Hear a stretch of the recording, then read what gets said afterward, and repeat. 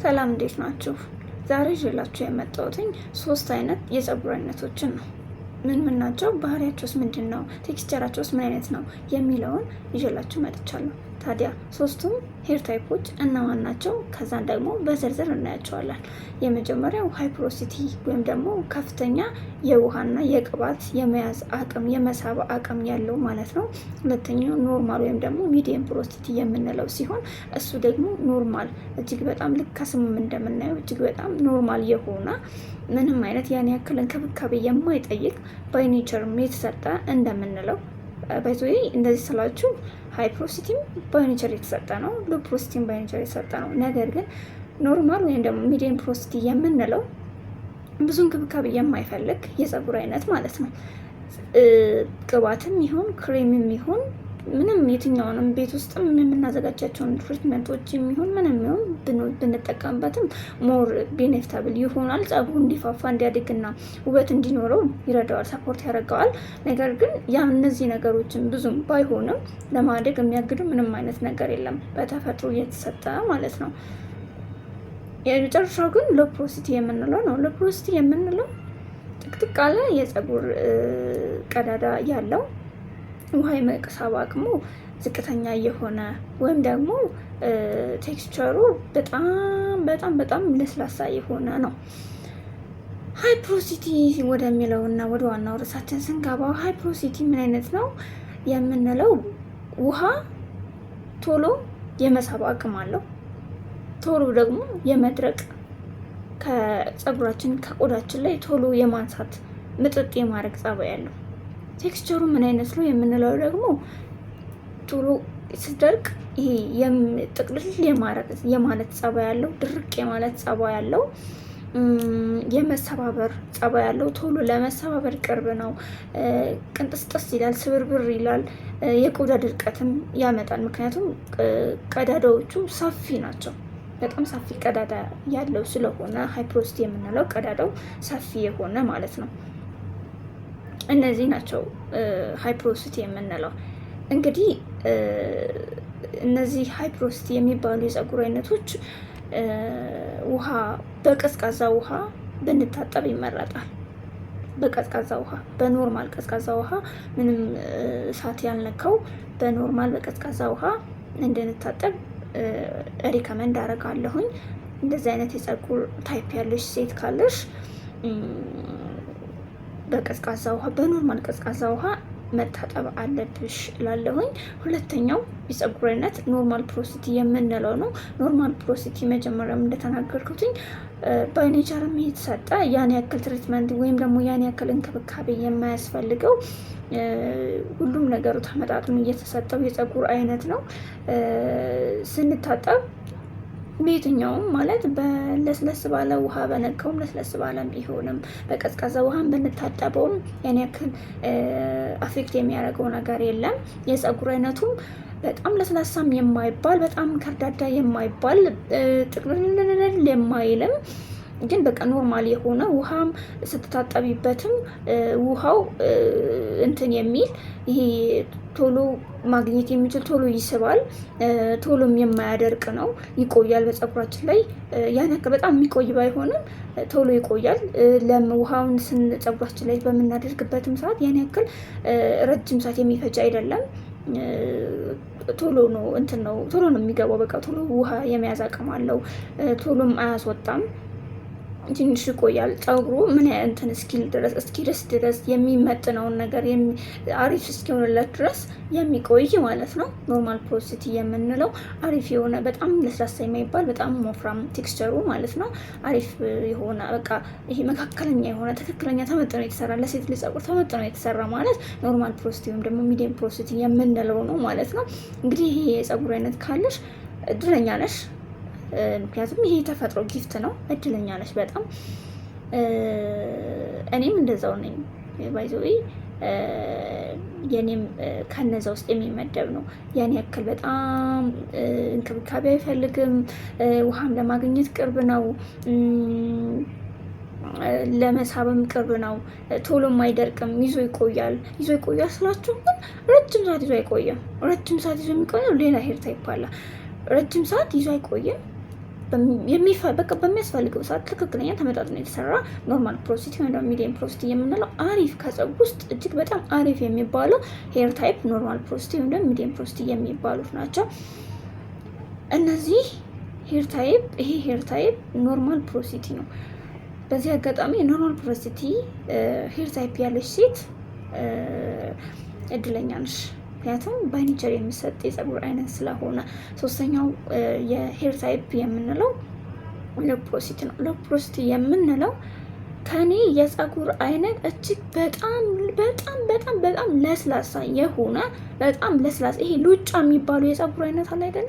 እሱ የፀጉር አይነት ነው ሎ ፖሮሲቲ የሚባሉ። እነሱ የፀጉር አይነቶች ደግሞ ምንድን ናቸው ካላችሁኝ፣ ጥቅጥቅ ያለ የፀጉር ቀዳዳዎቹ በጣም የተጠቀጠቁ የተደፈነ ማለት ይቀላል እና ይሄ የፀጉር አይነት ማለት ሎ ፖሮሲቲ የምንለው ነው። ውሃ ቶሎ አይገባ በጣም ይቆያል። ምክንያቱም ቀዳዳዎቹ በጣም ጥቅጥቅ ያሉ ናቸው፣ ወደ ውስጥ ለመግባት ይቸገራሉ እና ይሄ የፀጉር አይነት ሎ ፖሮሲቲ ይባላል። ቶሎ አይገባም፣ ነገር ግን ከገባ ደግሞ ቶሎ አይወጣም። በጣም ረጅም ሰዓት ይቆያል። ፀጉሩ ውሃው በቆዳችን ውስጥ ወይም ደግሞ በፀጉራችን ውስጥ እነዚህ ሎ ፖሮሲቲ ሄር ታይፕ ያለን ሴቶች በፀጉራችን ውስጥ ረጅም ሰዓት ከቆየ ቀዳዳውን አንደኛ ቀዳዳውን የባስም ይደፍነዋል፣ አቧራ ምናምን እያመጣ ስለሚሄድ ማለት ምክንያቱም አንድ ቦታ ላይ ቁጭ ብለን ስለማንቆይ የመድፈን አቅም አለው። የባስም ቀዳዳውን እየደፈነ ይሄዳል። ሲቀጥል ደግሞ እንትን ነው ፀጉሩን ይቆራርጠዋል። ምክንያቱም ውሃው አይወጣማ። ኢቭን ለምሳሌ ጠዋት ታጥበሽ ከሆነ አሲዘሽ ከዋልሽ በዛው ትጠቅልል እንዳለ እዛው ነው ውሎ ያድራል ምናምን እና ይሄ ሄር ታይፕ ያለው የፀጉር አይነት ሎ ፖሮሲቲ ይባላል። በዚህ አጋጣሚ ሎ ፖሮሲቲ ያላችሁ ሴቶች ፀጉራችሁን ስትታጠቡ ለስለስ ባለ ውሃ ተጠቀሙ። ይሄ እሳት በነካው። ምክንያቱም በጣም ቀዝቃዛ ከሆነ ፀጉሩን የመቆራረጥ ጸባይ ያለው ቴክስቸሩን በጣም እያጠነከረው ይሄዳል። ክርድት የማለት ጸባይ እያመጣ ስለሚሄድ ይሄን ነገሩን ለመቀነስ ለስለስ ባለ ውሃ እሳት በነካው በጣም የፈላ አይደለም ጭራሽ ለፀጉር መታጠቢያነት የፈላ ውሃ ትጠቀሙ። ግን ለስለስ ባለ እሳት የነካው ሆኖ ለስለስ ባለ ይሄ የፀሐይ ውሃ የሚባላል አይደለ? በሱ ውሃ ፀጉራችንን እንታጠበው። ሎ ፖሮሲቲ የፀጉር አይነት ያለን ሴቶች የመጨረሻውና እነግራችኋለሁ ያልኳቸው ዩኒክ ካራክተር ወይም ደግሞ ዩኒክ ኔቸር ያለው ዩኒክ ታይፕ ያለው ፀጉር አይነት አለ። በዚህ አጋጣሚ እኔ ላይ የለም። የኔ ሄር ታይፕ ኖርማል ፖሮሲቲ ወይም ደግሞ ሚዲየም ፖሮሲቲ የሚባለው ነው። ነገር ግን እኔ ማቃት ልጅ አለች እና ፀጉሯ ምን አይነት መሰላችሁ? ይሄ እዚህ ፊት ለፊት አካባቢ ከኋላ ምናምን እንትን ያላት ሎ ፖሮሲቲ ነው ያላት። መሀል ላይ ግን በጣም ጥቅልልልልልል ይላል። ቴክስቸሩ እጅግ በጣም ከርዳዳ ነው፣ በጣም ከርዳዳ ነው እና ይሄ እንዴት ነው ገና ስታይ ይህ ፀጉር እንኳን አያድግም ምናምን ብለን ራሳችን የምንሰጠው እንትን የለም።